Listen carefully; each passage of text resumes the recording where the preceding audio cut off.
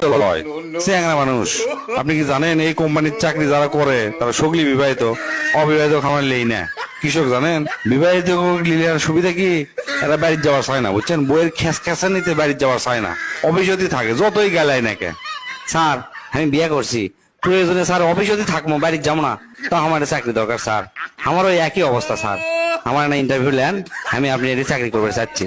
ঠিক আছে আপনি বউ লেটা রচনা করেন, যদি সুন্দর করে কভার পারেন তাহলে আপনি চাকরি কনফার্ম। স্যার খবর পাবো না মানে, আমার নিজের অভিজ্ঞতা আপনি করছি শোনেন। বউ হচ্ছে একটা গৃহপালিত প্রাণী, এরা গিন্নি নামে পরিচিত, অনেকে গৃহিণী কয়, অনেকে বাড়িয়ালি কয়, এক একজন এক একটা কয়। এরা সাধারণত মানুষের লাগানতেই দেখতে, দুটা হাত আছে, দুটা পাও আছে, লাক আছে, দুটা কান আছে, সবই আছে। তবে জিনগত কারণে মানে এরা চাপা নামে একটা জিনিস বেশি পাচ্ছে বুঝছেন। চাপাটা হচ্ছে কি, এই বউগুলা পাশের বাড়ির ভাবি কিংবা ধরেন সোল আছে, সোল হলে স্কুলত গেছে, স্কুলত যাতে বসে থাকা লাগে, দেখবেন যে অন্যান্য ভাবিরা আছে, একের সাথে যে চাপাটা মারে মনে করেন জীবনেও কোনো ছেলের দ্বারা সম্ভব নয়।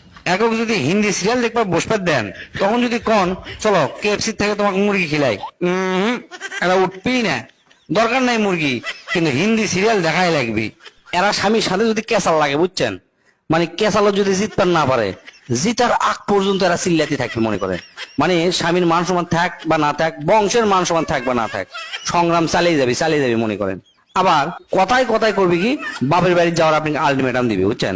আর একটা বাণী চিরন্তনী তো আছেই, পকের মুখত সবসময় লাগে থাকে, সেটা হচ্ছে যে তোমার সাথে বিয়ে করে আমার জীবনটা শেষ। তুমি জানো আমার জন্য কত ডাক্তার ইঞ্জিনিয়ার লাইন ধরে আমার পিছে পিছে ঘুরছে, কিন্তু তারপর আমি পাত্তা দিইনি। কলেজে কত প্রেমপত্র পাইছি, মানে আমি নায়িকা আসলো নায়িকা, টাইম দেয়নি কাকু। শেষে আসে তোমার মতো রাম ছাগলক আমার বিয়ে করা লাগলো। এই ডায়লগ মনে করেন আমার মনে হয় এই পৃথিবী, আচ্ছা পৃথিবী বাদ দিন, বাংলাদেশের 90টা বেড়াছ লোক এটা শোনা লাগে। আর মিচ্ছানাতেই চোখ দিয়ে যে এত পানি বাড়ায়, মানে ক্যাঙ্কা করে যে এনাতেই কান্দা পারে আমরা তো নিজেও জানি না।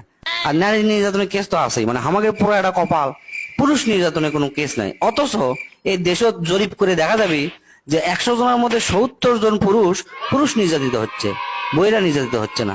অথচ সেই জিনিস বাংলাদেশত নাই। এটা কি কারো চোখত পড়ছে না? আর তুলনার কথা যদি একবার শোনেন, মানে প্রতিদিন আপনি তুলনার কথা শোনা লাগবে।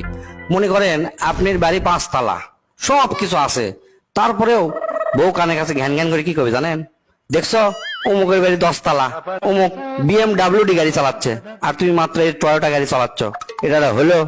তারপরে আপনি যদি সারা বাংলাদেশ কিনে দেন, ওই 2 দিন খুশি থাকবে বাংলাদেশ নেওয়ার পর, তার 2 দিন পরে এনা মন খারাপ করে আবার আপনি কি করবে জানেন? বেশ তুমি আমাকে বাংলাদেশ দিছ, বাংলাদেশ একটা মিথ্যা না দেশ, দেখো পাশের দেশ দেখো ভারত কত বড়, উনকে একটা দেশ দিলে আমার জন্য ভালো হলো নি। মানে জীবনেও আমাকে কোনোদিন মন ভরান পারবেন না। এরই নাম হচ্ছে বউ, এটাই হচ্ছে বইয়ের রচনা। ভাই আপনি এটা কি রচনা শুনালেন? আপনি রচনা শুনে তো আমার মাথায় নষ্ট হয়ে গেল। আপনি তো আমার এখনই চাকরি দিবার মন চাচ্ছে।